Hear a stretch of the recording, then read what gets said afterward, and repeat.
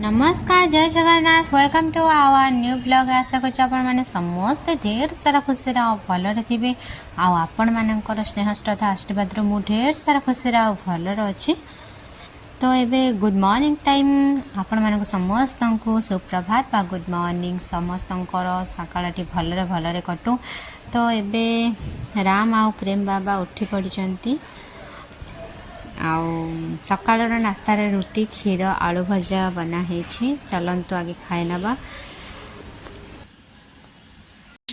सकाल तो नास्ता एमती थिला एबे बो मोर बने देचंती शिमला मिर्ची आ फुटा तरकारी सब परिवा पड़े। एपटे चुंगुड़ी माछ भजा हम बोली कि चुंगुड़ी माछ बछुचंती बो। तो चलतु आज व्लॉग को एमती एंजॉय करंतु। आज आमर बाबा ड्यूटी आसला टाइम रे नहीं कि आसी ताल सज।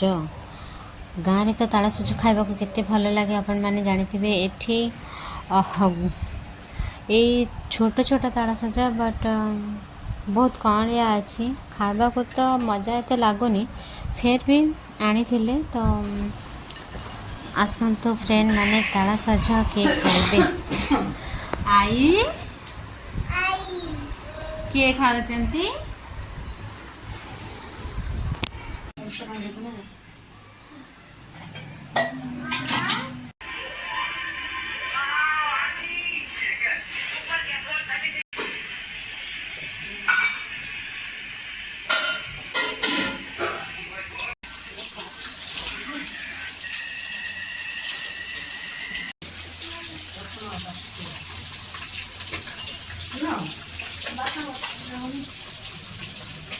माछ देव खाइब माछ तरकारी और माछ तयारी गर्छ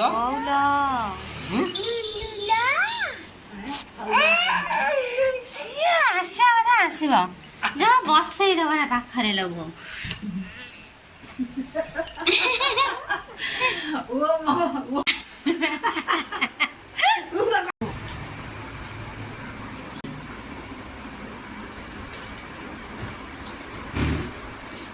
मो पुओ को डाक खाइबा एपट सेपट हो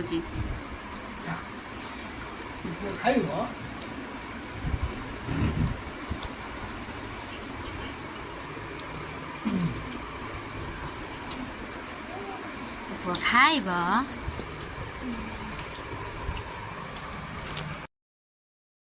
तो डिनर कर सारू आपर मुझे मान सहित सेयार करुँची नेक्स्ट डे रो मॉर्निंग। ये हूँ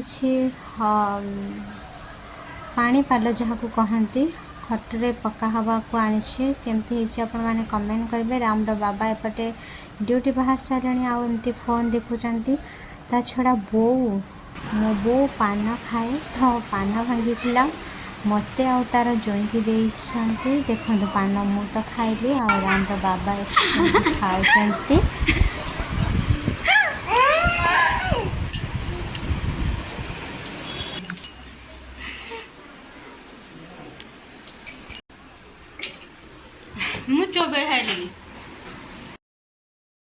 तो इवनिंग टाइम हेलानी आमको टिके मार्केट जीवार थिला।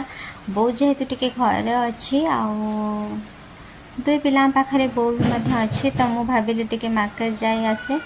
एबे चलिलो आमे दुई जण मार्केट।